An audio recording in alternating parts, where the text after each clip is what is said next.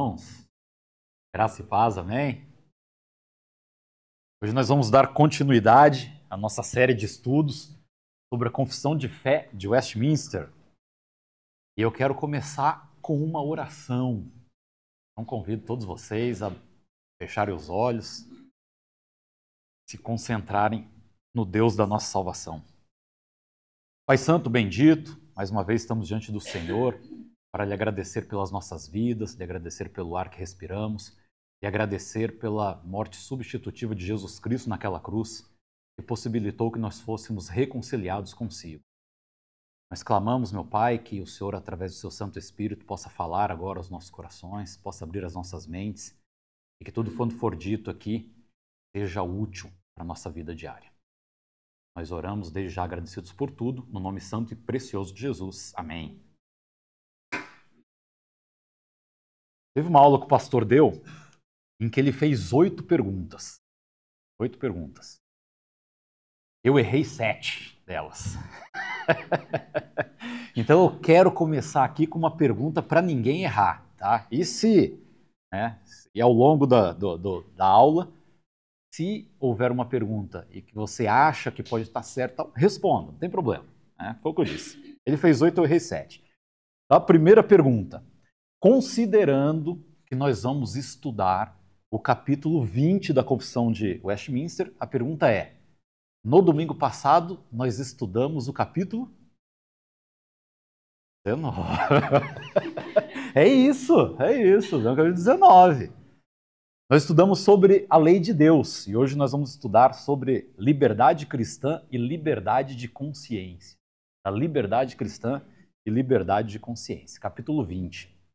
E antes de entrar especificamente no capítulo da liberdade, quando a gente fala de lei de Deus, a gente tem que pensar em 3 leis, né, separadas. A lei civil, que era específica para o Estado teocrático da nação de Israel.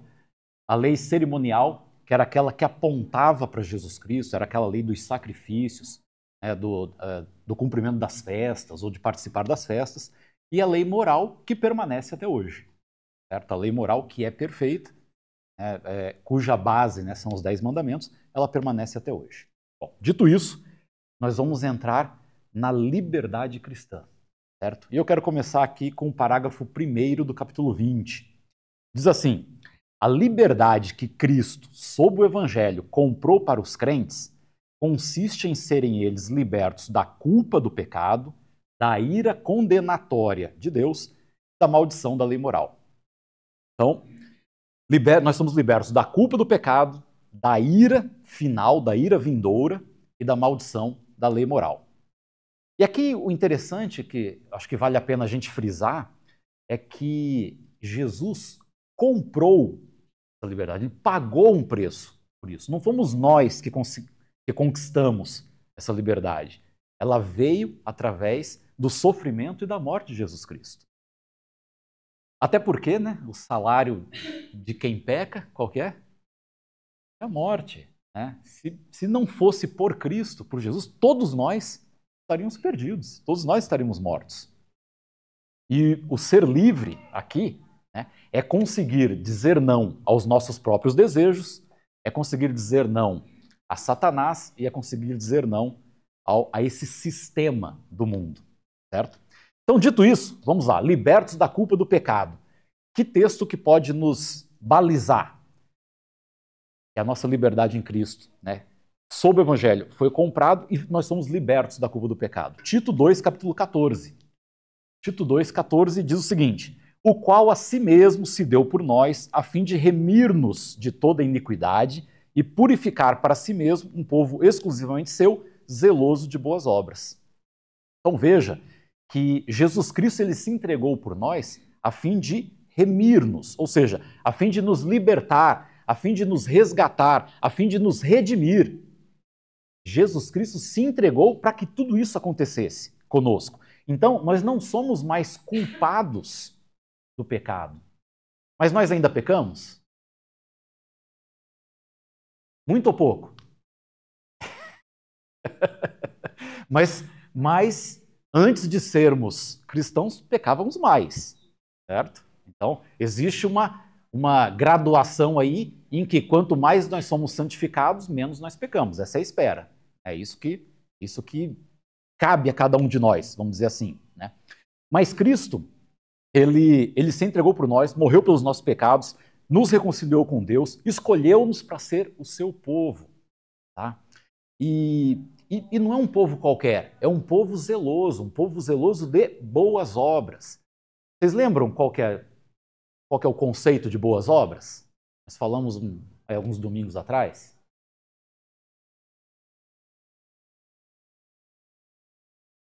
Boa, o que mais?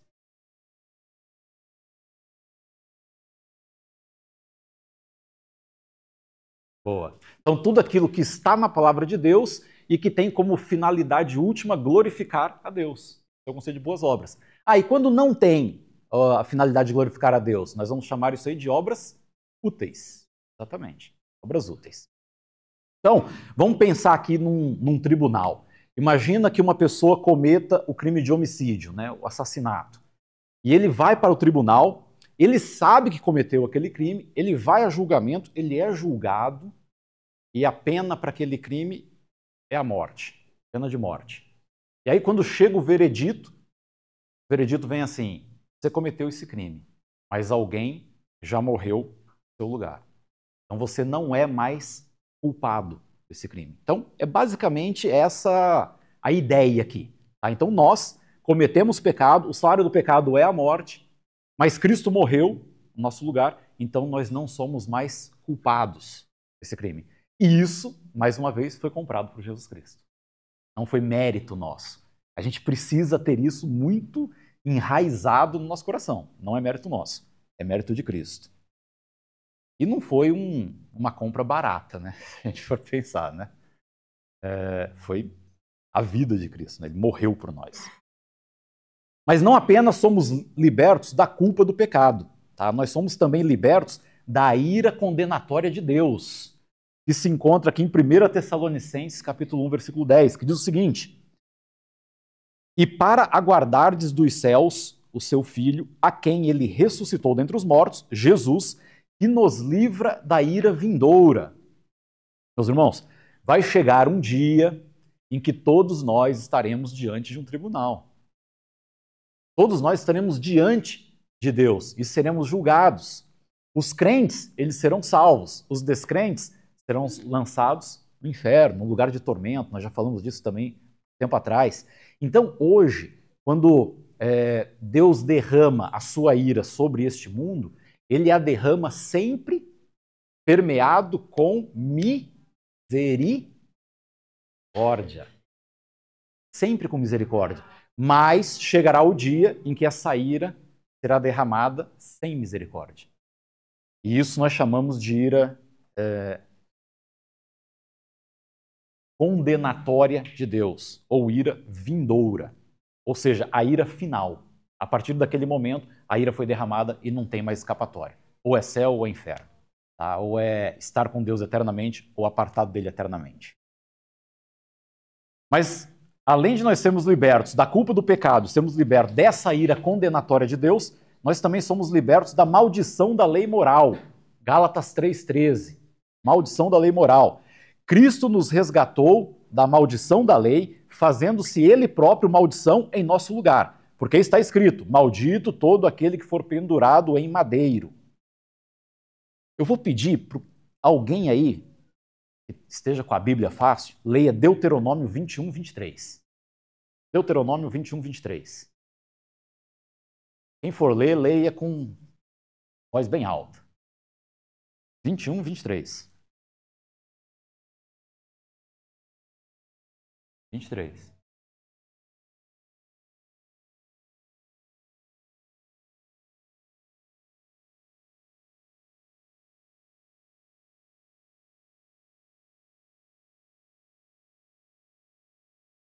Vejam que em Deuteronômio já havia uma profecia que apontava para Jesus Cristo pendurado no madeiro. Cristo foi pendurado. A maldição caiu sobre ele. Ele se fez maldição por nós. E nós somos livres da maldição. A maldição da lei moral. Mas aí surge a pergunta: mas a lei, ela não é boa? A lei não é perfeita, a lei moral? A lei não é agradável? Que maldição é essa? Do que se trata essa maldição? Lembra que eu respondi 7 perguntas erradas. Pode falar à vontade. Perfeito, perfeito. Maldição aqui é a consequência da lei. A lei, ela servia basicamente para 2 coisas. Para mostrar a todos o caráter de Deus e para mostrar a nossa incapacidade em cumpri-la. E quando nós não cumpríamos a lei, qualquer aspecto dela, nós deixávamos de cumprir ela inteira. E se deixávamos de cumprir ela inteira, qual era a consequência? A morte. Então a maldição da lei, nós somos libertos dessa condenação eterna. Essa é a ideia. Então nós precisamos sempre relembrar. A lei moral, ela nos apresenta o caráter de Deus e ela aponta a nossa incapacidade, tá, de cumprir a lei. Mas tem mais, né? Continuando aqui, nesse parágrafo. Além do mais, ela, né, no caso a liberdade, consiste em serem eles libertos do poder deste mundo mal, do cativeiro de Satanás e do domínio do pecado. Vou repetir, além do mais, ela, a liberdade, né, que foi comprada por Cristo, consiste em serem eles, né, os crentes, libertos do poder deste mundo mal, do cativeiro de Satanás e do domínio do pecado. Então vamos começar aqui com libertos do poder deste mundo mal, que se encontra ali em Gálatas 1:4. O qual se entregou a si mesmo pelos nossos pecados para nos desarraigar deste mundo perverso, segundo a vontade de nosso Deus e Pai. Desarraigar aqui no sentido de resgatar. Nós somos resgatados. Nós temos 3 inimigos, nós já dissemos, né? Satanás, o nosso próprio coração e esse mundo. É esse mundo mal, vamos dizer assim. Então, o que o mundo ele vai dizer, por exemplo, em relação a sexo antes do casamento? Vai dizer que é algo normal. Normal. Mas a Bíblia vai condenar isso. Eu, por exemplo, eu conheço uma mãe que quando a filha começou a namorar, e ela ainda era menor de idade, ela levou a filha ao médico, implantou alguma coisa lá que eu não sei bem o que é, para que ela não engravidasse. Agora, isso daí é uma coisa normal para quem está sob o domínio desse mundo mal. Coisa normal. Agora, isso é impensável. Tem que ser impensável para o crente fazer uma coisa dessa com um filho ou com uma filha, né? Sabe? Então, nós devemos nos preocupar em relação a estarmos apartados. E Cristo, ele nos afasta, né, do domínio desse sistema de mundo que é permissivo, é um sistema permissivo.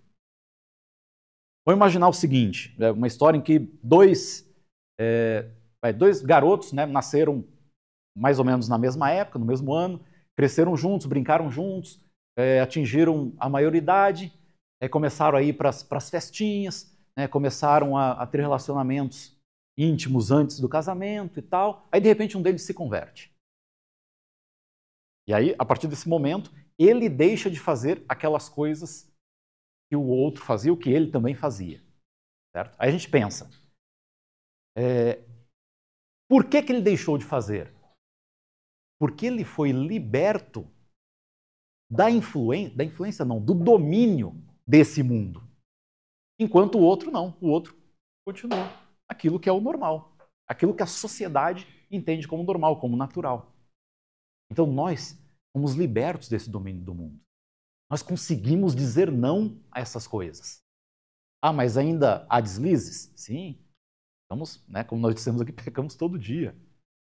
Mas o pecado não pode ser algo natural na nossa vida, tem que ser sim um acidente de percurso. Cada vez mais, menos acidentes, porque nós estamos num processo de santificação. Bom, mas nós também somos libertos do cativeiro de Satanás, como encontramos ali em Colossenses 1,13. Ele nos libertou do império das trevas e nos transportou para o reino do Filho do seu amor. E é autoexplicativo. Né? Nós somos libertos do cativeiro de Satanás. Ou seja, é como se ele nos mantivesse, né, numa prisão, e a partir de um determinado momento, Jesus Cristo morre por nós, nós cremos no sacrifício vicário de Jesus Cristo, e nós somos libertos esse cativeiro de Satanás. Mas, Romanos 6,14, nós somos libertos do domínio, do poder do pecado. Romanos 6,14, porque o pecado não tem domínio sobre vós, pois não estás debaixo da lei e sim da graça. Então, em Cristo, e somente nele, nós somos capazes de dizer não ao pecado. Nós somos capazes, porque Cristo já nos comprou. E aqui é interessante que ele fala, né, que nós não estamos debaixo da lei, sim da graça. E aqui é aquela questão que o pacto que nos salva é o pacto da graça, não o pacto das obras. Então, eu não vou entrar muito em detalhes em relação a isso, porque vai ter lá na frente, eu acho que 2 aulas até que o pastor vai dar especificamente sobre o pacto da graça. Tá? Então, a gente vai avançar aqui. Vamos pegar aqui Atos 26, 18, ainda dentro de sermos libertos, né, do poder do pecado. Para lhes abrires os olhos e os converteres das trevas para a luz e da potestade de Satanás para Deus, a fim de que recebam eles remissão de pecados e herança entre os que são santificados pela fé em mim. Verifiquem aqui que no processo de santificação, né, ou seja, entre os que são santificados, dá para imaginar um regenerado, ou seja, que se encontra num processo de santificação, querer manter uma vida libertina, de libertinagem? A gente consegue imaginar isso? Não dá para imaginar. Então, Cristo nos resgatou, o pecado não tem mais domínio sobre nós, mas alguém poderia pensar assim, mas se Cristo já me resgatou, então posso pecar à vontade, né? Está resolvido o meu problema. Mas não, eu sou inserido no processo de santificação e para mim, tem que ser para mim um absurdo eu pecar, eu continuar pecando. Então, eu quero olhar para o pecado e me ver longe dele. O pecado tem que me causar, assim, angústia realmente. Eu tenho que pecar e depois, de repente, tomar banho, estar ali no chuveiro e então chorar. Sabe? Chorar por quê? De arrependimento. Eu não deveria ter pecado. Eu deveria ter dito não ao pecado. Então, essa é a ideia aqui. Nós somos santificados, nós somos regenerados e dentro do processo de regeneração, nós precisamos de estar apartados de uma vida libertina. Mas, vamos lá em Romanos 8, 28. Nós também somos libertos do mal das aflições, do aguilhão da morte, da vitória da sepultura e da condenação eterna. Aleluia, graças a Deus. Libertos do mal das aflições. O que será que quer dizer isso aqui? Vamos lá em Romanos 8, 28, que é um versículo clássico, né? Sabemos que todas as coisas cooperam para o bem daqueles que amam a Deus, daqueles que são chamados segundo o seu propósito. O que Romanos 8, 28 tem com o libertos do mal das aflições? Qual é a relação? O que significa mal das aflições? Todos nós somos afligidos, crentes e não crentes, ao longo dessa vida ou não? Sim, todos nós somos afligidos. Mas, para aqueles que são chamados segundo o propósito de Deus, para aqueles que são eleitos, esse mal, ele contribui, o passar por essa aflição, contribui para quê? Para a nossa salvação. Por quê? Que mal é esse que nós estamos a falar? Ou melhor, desculpa, que bem é esse? Que bem é esse que nós estamos a falar? É o sermos parecidos com Jesus Cristo. Ou seja, todas as coisas pelas quais nós passamos, e todas são todas, né? Não são as melhores coisas, não são algumas coisas, são todas as coisas, boas e ruins, pelas quais nós passamos, servem para nos tornar cada dia mais parecidos com Jesus Cristo. É só a gente continuar a ler, né? 8:28, aí passa para 8:29, vai estar claro isso, para que nós sejamos conformes à imagem de Jesus Cristo. Então, o mal das aflições, para nós, é bom. O passar por aflições, para nós, é uma coisa boa. Porque ele vai nos purificar, vai nos transformar, vai nos tornar a imagem de Jesus Cristo.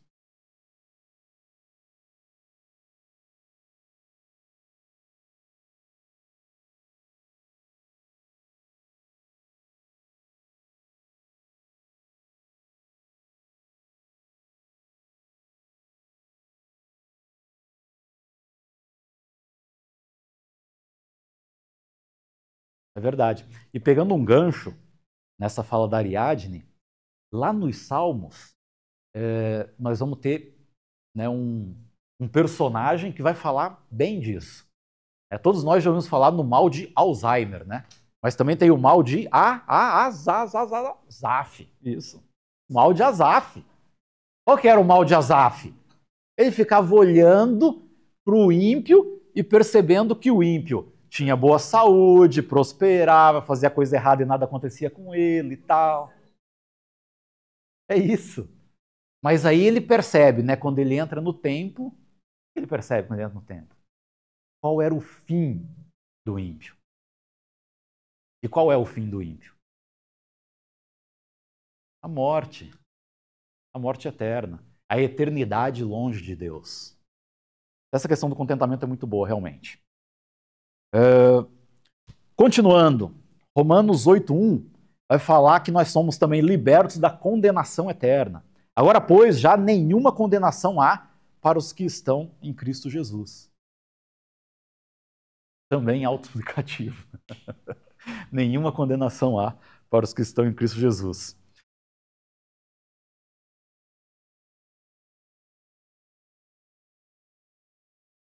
Exatamente.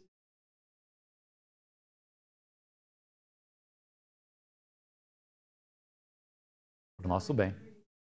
É isso mesmo. Então, continuando aqui na leitura ainda desse parágrafo. Ela, né, no caso a liberdade, consiste também em terem livre acesso a Deus. Livre acesso a Deus. Romanos 5:1 e 2. Justificado, pois, mediante a fé, temos paz com Deus por meio de nosso Senhor Jesus Cristo, por intermédio de quem obtivemos igualmente acesso, pela fé, a esta graça na qual estamos firmes e gloriamo-nos na esperança da glória de Deus. Então, nós obtivemos igualmente livre acesso. Atualmente, nós não precisamos que um homem, né, interceda por nós. Antigamente, no Velho Testamento, nós também tínhamos, as pessoas daquela época também tinham acesso a Deus, mas era um acesso condicionado. Por quê? Porque havia um homem escolhido, um sacerdote, um sumo sacerdote, que ia lá, né, no Santo dos Santos, para poder apresentar, né, para poder solicitar, né, ou apresentar os nossos pecados e confessar os pecados de todo o povo. Hoje não existe mais isso. Né? Hoje, Jesus Cristo, né, homem que esteve aqui conosco e tal, ele nos permitiu, né, que livremente nós tivéssemos acesso ao Pai. Então nós não precisamos, por exemplo, de confessar o nosso pecado a um padre. Nós podemos nos dirigir diretamente a Deus. Mas, continuando na confissão, espera aí só um pouquinho, como o meu está todo repartido aqui, então, a liberdade consiste também em terem livre acesso a Deus, em lhe prestarem obediência, não movidos por um medo servil, mas pelo amor filial e espírito voluntário. Romanos 8, 14 e 15. Pois todos os que são guiados pelo Espírito de Deus são filhos de Deus. Porque não recebestes o espírito de escravidão, para viverdes outra vez atemorizados, mas recebestes o espírito de adoção, baseados no qual clamamos Abba Pai. E aqui a pergunta que tem que permear a nossa mente é: por que nós obedecemos a Deus? Hã? Boa, boa. Nós podemos obedecer a Deus, as pessoas em geral, né? Por medo, por respeito, por amor. Os crentes precisam, né, ter isso muito claro dentro de si, que obedecem por amor filial, amor de filho. Nós não precisamos ter mais medo. Deus continua sendo Senhor? Sim, continua sendo Senhor. Mas Ele também é Pai. E nós somos seus filhos por adoção. Então nós podemos obedecer, nós temos a condição, a capacidade de obedecer a Deus por amor. Um filho não sente prazer, não sente gosto em obedecer ao pai? Sim, né? Isso é natural do amor filial. Da mesma forma, nós, enquanto cristãos, enquanto filhos de Deus, adotivos, temos que obedecer a esse Deus, né, por amor. Nós não obedecemos a Deus por medo de ir ao inferno, mas porque amamos a Deus como nosso Pai. Todos esses privilégios eram comuns também aos crentes sob a lei. Gálatas 3, 9 e 14. De modo que os da fé são abençoados com o crente Abraão, para que a bênção de Abraão chegasse aos gentios em Jesus, a fim de que recebêssemos pela fé o Espírito prometido.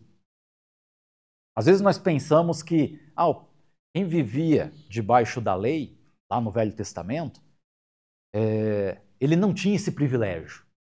Mas, na verdade, ele tinha sim o privilégio. Se a gente for pensar, lá no capítulo 12 de Gênesis, versos de 1 a 3, aliás, quem puder aí abrir e ler para a gente, Gênesis 12, de 1 a 3.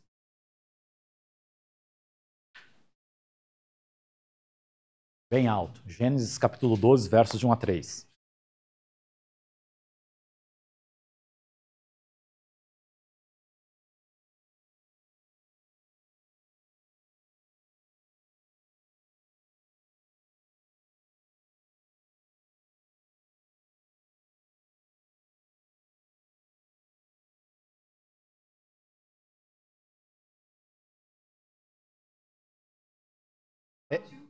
Até aí.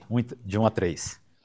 Então a gente percebe que Deus escolhe uma pessoa, certo? Que no caso é Abraão, e fala que o abençoará e que em ti, ou seja, através dele, serão benditas, ou seja, haverá uma bênção para todas as famílias da terra. O que será que ele quer dizer com essa bênção?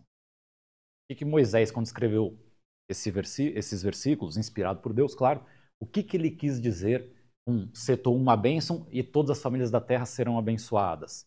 Ou representantes, né? Aqui é a ideia de representantes de todas as famílias da terra. O que será que ele quer dizer? Que bênção é essa? Salvação. Está falando claramente da salvação. Então, quem estava lá no Velho Testamento, pela fé também era salvo. Somos só nós que somos salvos pela fé. Eles também eram salvos pela fé. E esses 3 versículos deixam claro isso. E por que é através de Abraão? Quem que viria, no final das contas, salvar toda a humanidade da linhagem de Abraão? Cristo. Então, se nós formos pensar, hoje nós somos salvos pela fé, naquela época eles eram salvos pela fé. Ou seja, eles também tinham acesso. Porém, no entanto, sob o Novo Testamento, a liberdade dos cristãos foi ampliada. Eles agora são livres do jugo da lei cerimonial a que estava sujeita a igreja judaica. Eles têm maior confiança no acesso ao trono da graça e eles experimentam em maior medida os dons do Espírito livre de Deus do que a medida comumente partilhada pelos crentes debaixo da lei.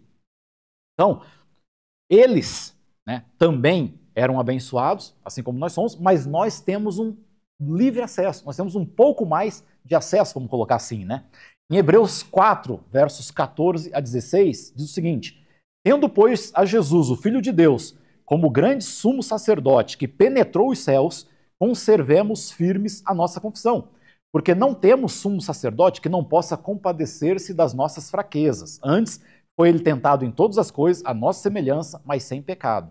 Acheguemo-nos, portanto, confiadamente junto ao trono da graça, a fim de recebermos misericórdia e acharmos graça para socorro em ocasião oportuna. Aqui, a gente precisa voltar a falar um pouquinho da lei cerimonial. A lei cerimonial, ela deixava claro que eram necessários sacrifícios. Eram necessários sacrifícios para que nós pudéssemos ser perdoados. Hoje, nós precisamos sacrificar alguma coisa para sermos perdoados? Não. Quem que já se entregou como sacrifício vivo? Jesus Cristo. É um sacrifício perfeito. E uma única vez. Lá de tempos em tempos, era preciso sacrificar animais. De tempos em tempos. Agora não mais. uma única vez, de maneira perfeita, Jesus se sacrificou. E nós temos livre acesso a Deus por causa desse sacrifício. Então, naquela época, eles também tinham acesso, mas era um acesso um pouco mais limitado. Hoje nós temos livre acesso. Só depende de nós, movidos pelo Espírito. Porque se dependesse de nós mesmos, já sabe, né?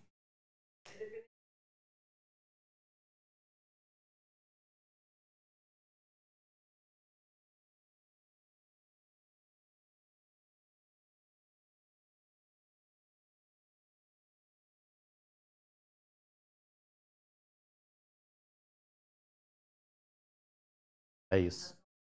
É isso mesmo. Então, nós vemos lá em Atos, né, que fica muito claro que se Cristo não ascendesse aos céus, o Espírito da verdade, ou o Espírito Santo, ou o Espírito de Deus, não desceria.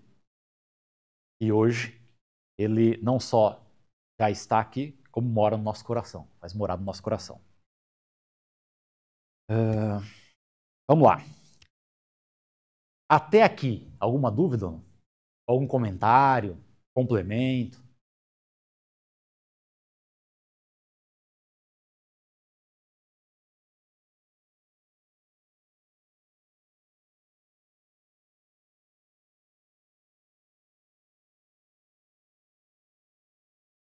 Tem até uma música, né? Eu ia tentar lembrar aqui dela, mas eu não vou lembrar. Aquele que tem, isso, os meus mandamentos e o ama. Esse é o que me ama, né? Então vamos lá, meus irmãos, vamos partir aqui para a liberdade sob o senhorio, que é o parágrafo 2º do capítulo 20. Parágrafo 2º do capítulo 20.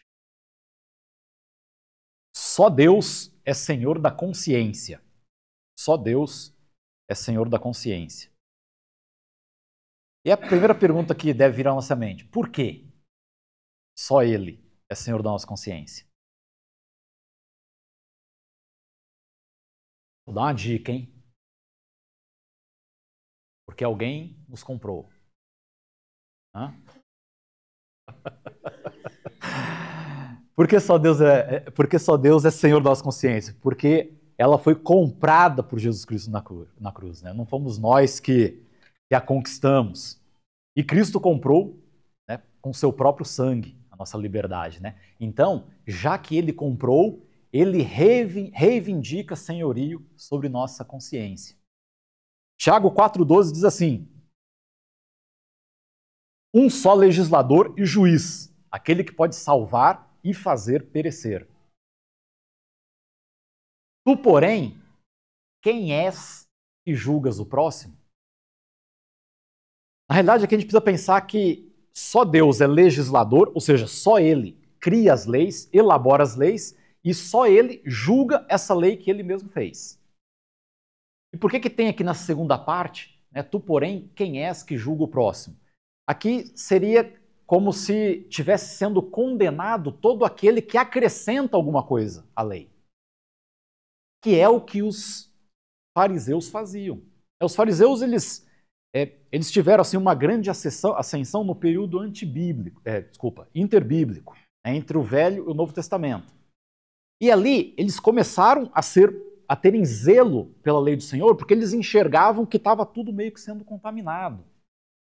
Já a igreja não, vamos colocar assim, a nação, né, mas que hoje seria a igreja, e o mundo, eles estavam muito misturados, e eles se levantam contra isso e começam a colocar cercas. Então, enquanto eles se levantavam contra isso, para poder seguir a lei de Deus, ok. A partir do momento que eles começavam a acrescentar as coisas, eles começaram a errar. Por quê? Porque só tem um legislador, só tem um juiz. Não são homens, é o nosso próprio Deus. Dessa forma, né, nós não podemos nem devemos cumprir nada que esteja fora da lei de Deus. A palavra de Deus deve ser a autoridade máxima sobre as nossas vidas. Agora, isso não significa que nós não devemos ou não devamos dar satisfação aos nossos irmãos. A grande questão aqui é que o nosso irmão ele vai analisar a nossa conduta com base na Bíblia. e não com base naquilo que foi acrescentado às questões. Não sei se vocês se recordam quando, quando Jesus ele curou um cego, ou melhor, quando ele curou um paralítico, qual que era a preocupação dos fariseus? Era aquele paralítico pegar a sua cama e transportar. Né? Vejam que a preocupação ela está com o foco errado, está direcionada para a coisa errada. Mas por que o foco era esse? Porque naquele dia de santificação, no dia que era reservado para o Senhor, né, ninguém poderia fazer nada. Eles tinham determinado até que a pessoa poderia caminhar, eu acho que era 1,2 quilômetro e tal. A partir disso daí já estava errado. Ou seja, coisas que a palavra de Deus não dizia, mas que havia sido acrescentado. Então, e isso nós observamos, inclusive, agora mais recentemente. Eu não sei quantos aqui lembram que houve uma época em que uma igreja no Brasil, ela proibia as pessoas de assistirem TV. Vocês lembram disso? Tinha uma igreja que proibia de assistir TV. Agora, a TV pode ser uma maldição na nossa vida? Pode. Assim como a internet pode ser hoje uma maldição na nossa vida. Agora, está na Bíblia que assistir TV é pecado? Não está. Pois é, não tinha TV na Bíblia. Mas vejam que interessante, né? Até o princípio, né? Vamos pegar aqui o princípio, né? Mas veja que interessante. Eu morava em Brasília nessa época, né? Em que era proibido para uma determinada igreja assistir TV. E o pastor dessa igreja, ou dessa denominação, vamos colocar assim, ele visitava a casa dos irmãos para saber se tinha TV ou não. E eu tinha um vizinho, tá? Eu tinha um vizinho que era dessa denominação e que, quando soube que o pastor ia visitar, vendeu a TV dele, né? E aí o que acontecia? Todo dia que eu chegava da escola em casa, estava o pessoal dessa família dentro da minha casa assistindo a novela. Vale a pena ver de novo.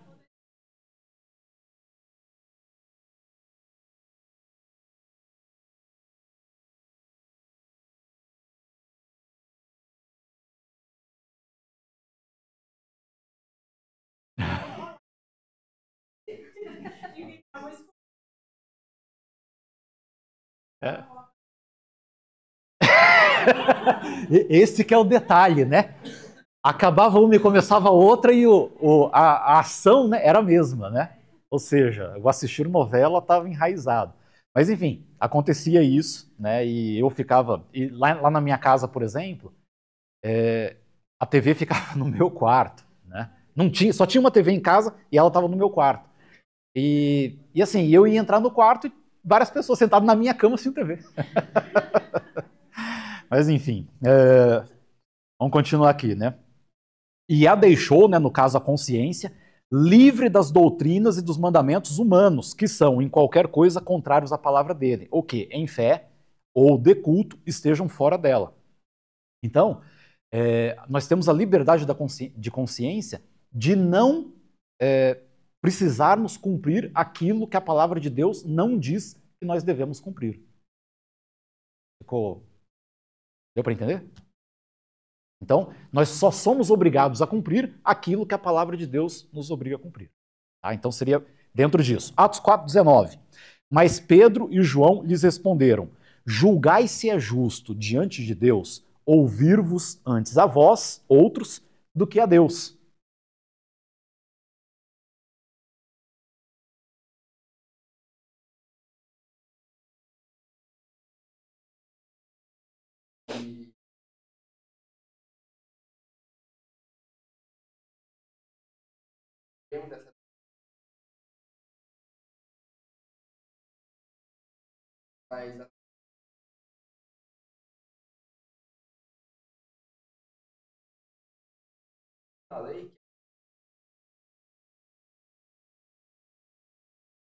Era uma incompreensão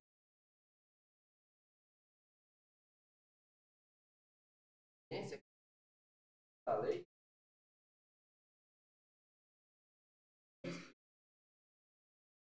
Dentro da apenas os nossos compromissos,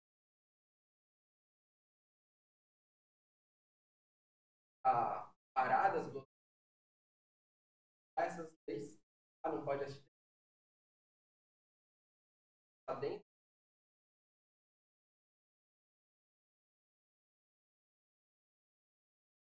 Perfeito. Uhum.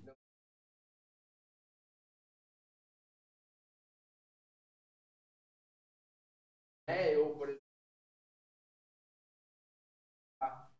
eu adultério e fiz olhar para outros olhos, eu estava interna, né? É pra gente parar de cometer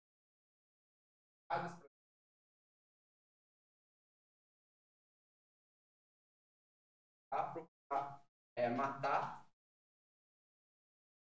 por causa do amor de Deus. Uhum.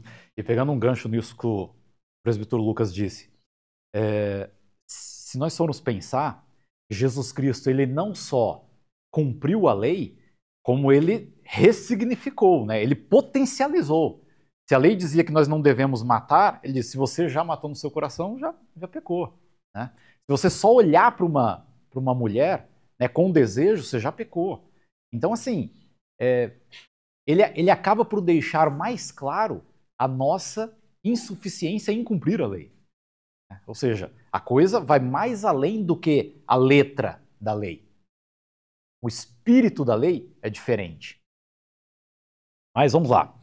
Vou voltar aqui em Atos 4,19. Mas Pedro e João lhes responderam: julgai se é justo diante de Deus ouvir-vos antes a vós outros do que a Deus. O que está acontecendo quando eles respondem isso daqui? Vocês se lembram que Pedro e João estão chegando, né, numa igreja e eles encontram ali um paralítico. Né? E esse paralítico, ele foi colocado ali e ele pede uma esmola. E aí Pedro pede para ele olhar e fala mais ou menos assim: não tenho prata nem ouro, mas tudo que tenho isso te dou. Em nome de Jesus Cristo, o Nazareno, levanta-te e anda. Então eles fizeram vamos colocar assim, eles fizeram esse milagre em nome de Jesus Cristo, né, o Nazareno. E aí depois eles são chamados pelo Sinédrio. Né, e o Sinédrio quer obrigá-los a não mais falarem no nome de Jesus Cristo. E aí eles respondem dessa maneira, né? Julgai se é justo diante de Deus ouvir, ou seja, atender a esse pedido ou atender a Deus. Né? Seria mais ou menos isso.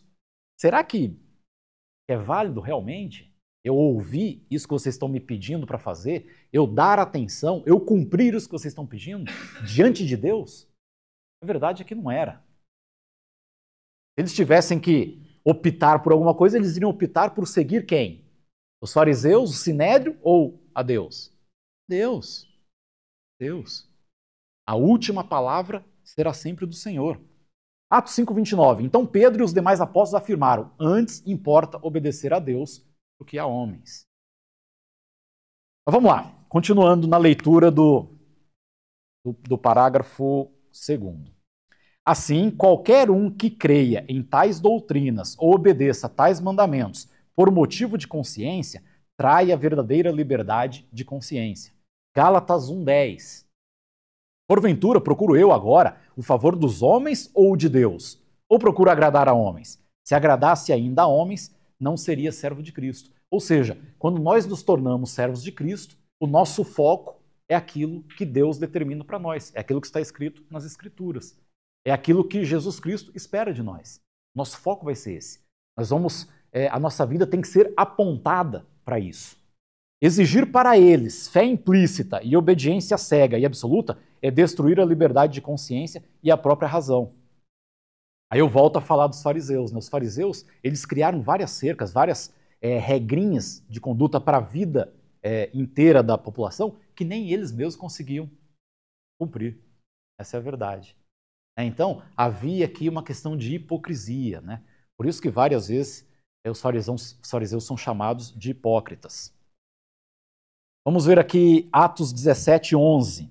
Ora, estes de Bereia eram mais nobres que os de Tessalônica, pois receberam a palavra com toda a avidez, examinando as Escrituras todos os dias para ver se as coisas eram de fato assim.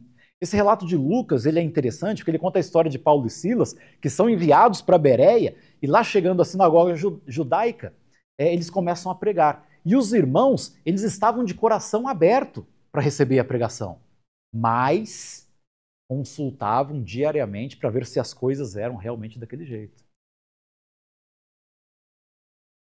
Nós devemos ser crentes bereanos.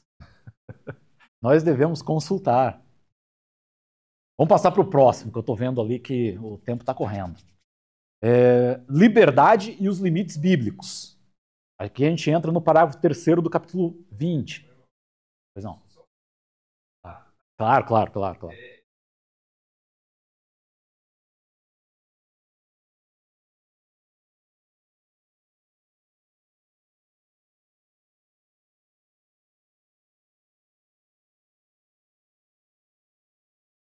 Uhum.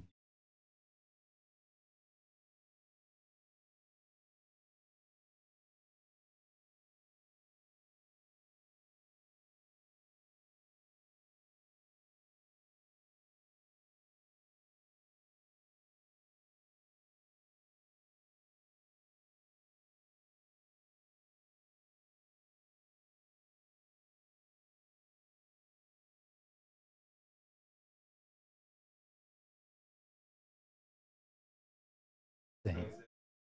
Não é o fato dele ser pai que ele deixa de ser senhor, né? Então isso tem que realmente estar na nossa cabeça. Mas vamos lá. Parágrafo 3º. Aqueles que, sob o pretexto de liberdade cristã, cometem qualquer pecado ou toleram qualquer concupiscência, destroem o propósito da liberdade cristã. Esse propósito é que, tendo sido libertados das mãos dos nossos inimigos, possamos servir ao Senhor sem medo, em santidade e justiça diante dele todos os dias da nossa vida. Então existem limites, tá? Bíblicos para a nossa liberdade. Nós não podemos, por exemplo, tolerar qualquer concupiscência. E o que é concupiscência aqui nesse contexto? É aquele desejo desenfreado de bens materiais e desejo desenfreado voltado para a sexualidade, vamos colocar assim. Pois? Lascívia, exatamente. Então, nós não fomos libertos para pecar. Ao contrário, né? Essa nossa liberdade, ela existe para que nós possamos obedecer a Deus. Nós somos libertos, né, das amarras de Satanás e do mundo, enfim, para poder obedecer a Deus. Todo pecado que vinha, né, desse sistema de mundo, ele tem que ser deixado para trás. A partir desse momento, nós somos de Cristo. A partir desse momento, a nossa liberdade precisa florescer no sentido de obedecermos a Deus. Gálatas 5,13 vai dizer, né? Porque vós, irmãos, fostes chamados à liberdade, porém não useis da liberdade para dar ocasião à carne. Sede antes servos uns dos outros pelo amor. Não useis a liberdade para dar ocasião à carne. Dentro daquilo que a gente já falou, né? Não é porque eu sou livre que agora eu posso pecar à vontade. Não, muito pelo contrário, né? Se eu sou regenerado, o pecado precisa ser apartado de mim. Tenho que odiar o pecado. 1 Pedro 2,16, como livres que sois, não usando todavia a liberdade por pretexto de malícia, mas vivendo como servos de Deus. Aqui está Pedro corroborando com essa ideia de que o pecado ficou para trás. Essa liberdade que nós temos agora é para poder obedecer a Cristo, obedecer a palavra de Deus. João 8,34, replicou-lhes Jesus, em verdade vos digo, todo que comete pecado é escravo do pecado. Se você sempre atende ao pecado, e se o pecado é uma constante na sua vida de várias maneiras, em várias áreas, significa que o pecado é seu senhor. Então como você pode ser livre? Exatamente, não existe liberdade. O pecado, na realidade, ele nos escraviza, né? E por fim, vamos entrar agora rapidamente aqui no parágrafo 4º, a liberdade e as autoridades. Aliás, alguma dúvida até aqui? Eu tive vários professores que diziam, né? Quando ninguém tem dúvida, ou está muito bem explicado, ou ninguém entendeu nada. Né? Vamos lá. Parágrafo 4º do capítulo 20.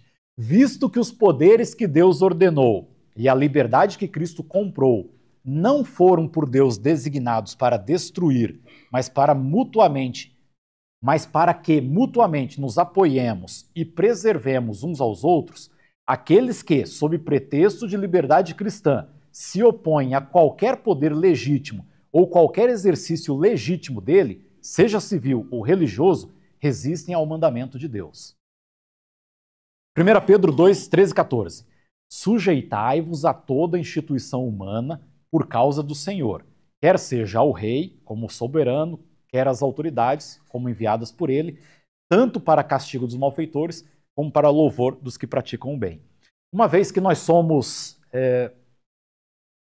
regenerados, filhos de Deus, nossa liberdade foi comprada por Jesus Cristo, nós devemos, apesar de toda a liberdade que nós temos, obedecer às autoridades constituídas, sejam elas civis, sejam elas religiosas. Por quê? Porque toda autoridade é dada por Deus. Então nós devemos obedecer líderes políticos, presidentes, reis, mesmo nossos empregadores. Nós devemos obedecê-los. Mas aí tem uma questão aqui, né? Vamos considerar, vamos pegar um exemplo aqui, vai ficar mais fácil. Vamos supor que nós somos um funcionário de um mercado. Tá? E o nosso patrão nos chama e diz assim, ó, me chama, vai, Roberto. Toda essa caixa aqui e tal de produtos está vencida. Eu quero que você adultere a data de vencimento. Vamos trocar a data de vencimento. Eu devo obedecer às autoridades constituídas, sejam elas religiosas ou civis. Mas se uma autoridade está me dando uma ordem que é contrária ao que diz a palavra de Deus, eu devo ou não obedecer? Não.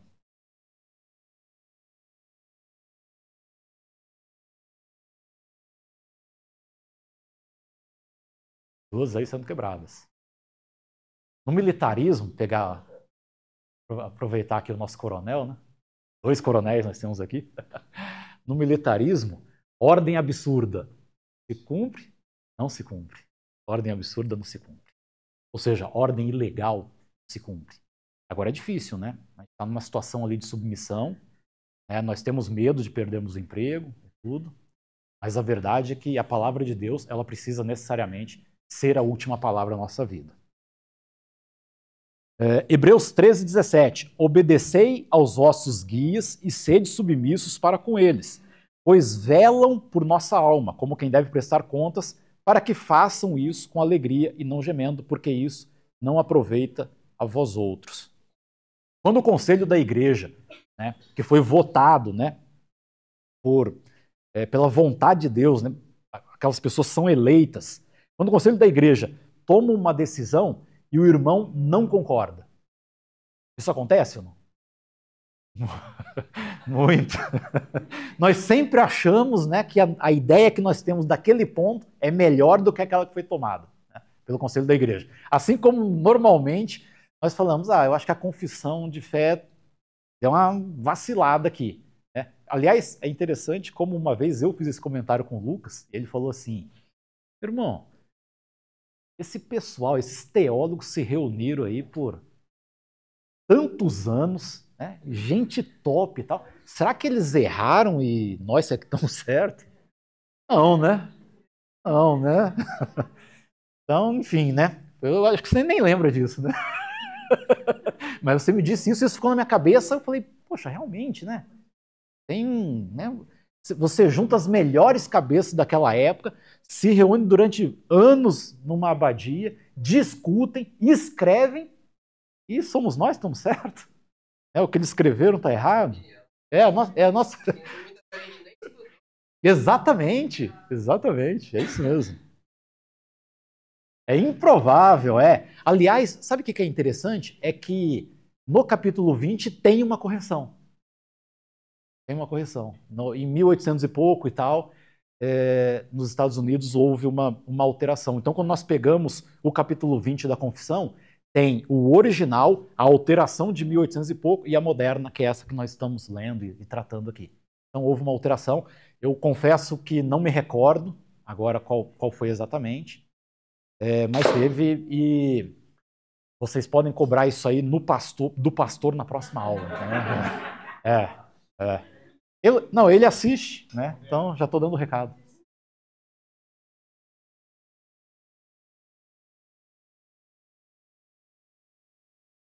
Boa, boa.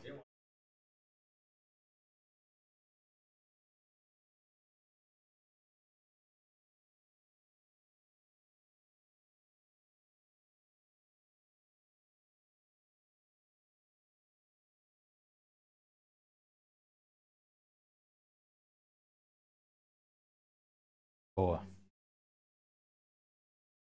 E, ó, o que faz diferença o professor titular estar presente na aula do professor substituto? É isso, entendeu? Você fica perdido aqui e tal, tem alguém para te resgatar, né? Vamos lá, meus irmãos. Então nós temos que sim que obedecer às autoridades civis e temos sim que obedecer às autoridades eclesiásticas.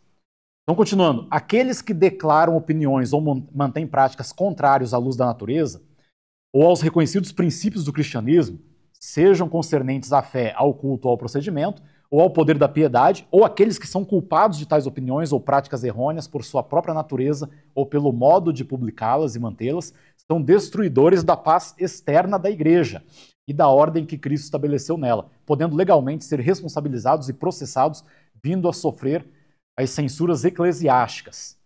Então, nós vamos ler aqui Mateus 18, 15, 17, de 15 a 17, em que tem mais ou menos o rito que nós devemos fazer, né, quando alguém comete algum pecado, né, na igreja. Mateus 18, de 15 a 17. Se teu irmão pecar, entre colchetes, contra ti, vai arguí-lo entre ti e ele só. Se ele te ouvir, ganhaste a teu irmão. Se, porém, não te ouvir, toma ainda contigo uma ou duas pessoas, ou testemunhas, né, para que, pelo depoimento de 2 ou 3 testemunhas, toda palavra se estabeleça. E se ele não os atender, diz-o à igreja, e se recusar ouvir também a igreja, considera-o como gentio publicano. Então, nesse texto de Mateus, nós vemos aqui de maneira clara qual deve ser, vamos colocar assim, o caminho a seguir, né, de correção. Mas devemos lembrar que há sim, né, uma disciplina eclesiástica, mas essa disciplina ela é colocada no fim de tudo. Antes de você chegar ao ponto de ter que disciplinar um irmão, existe todo um caminho a ser percorrido. Tá? Se o pecador cometer não apenas um pecado, mas um crime previsto na legislação penal do país, então o que deve ser feito? Ele não só pecou. A gente pode pegar aqui, por exemplo, um caso de um irmão que mentiu na igreja. Essa mentira foi descoberta e tal. De repente causou, né, um outro dissabor e tudo. Isso vai ser tratado aonde? Na igreja. Agora vamos pegar uma outra situação. Tem uma classe de crianças e tem um professor dessa classe que foi descoberto, foi pego e tal, abusando dessa criança. Ou seja, cometendo crime de pedofilia. Como é que vai ser tratado? Qual é a esfera que trata desse tipo de coisa? Tem que ser apresentado à justiça do país. Então, isso tem que ficar muito claro na nossa cabeça. Tá? Existem coisas que serão tratadas aqui internamente, ou seja, nós vamos nos submeter às autoridades eclesiásticas, existem coisas que têm que ser tratadas em âmbito de justiça. Então, sempre que houver a possibilidade de serem tratados internamente, devem ser tratados internamente. Sempre que houver o cometimento de um crime, efetivamente, você precisa de apresentar essa pessoa às autoridades públicas, né? No caso, a polícia, o Ministério Público ou a Justiça. Mesma coisa, caso de violência doméstica. Tá? Descobrimos que tem um irmão da igreja que bate na mulher, panca a mulher. E nós já tivemos casos desse em São Paulo. Você primeiro precisa, em termos de igreja, protegê-la, tá? Criar um ambiente de proteção para ela e apresentar esse marido, com a permissão dela, à justiça, à polícia. Ok? Dito isso, alguma dúvida? Alguém quer complementar? Então vamos correr que nós já extrapolamos o tempo. Eu vou pedir ao presbítero Rui, que faça uma oração agradecendo pela palavra e agradecendo desde já pelo nosso pequeno almoço.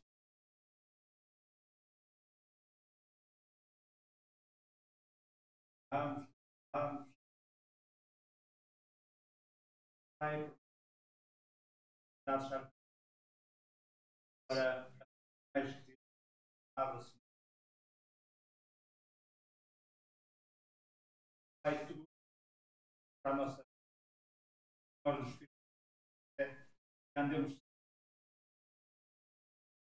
Deus a cada um dos nossos irmãos para as suas nós estamos que graça, tamanho Pai, abençoa tamanho o culto que vai realizar. Amém. Toda a liturgia, as orações, abra, venho o nome que vai trazer a mensagem, ele segue todo o teu conselho da verdade, Senhor. A igreja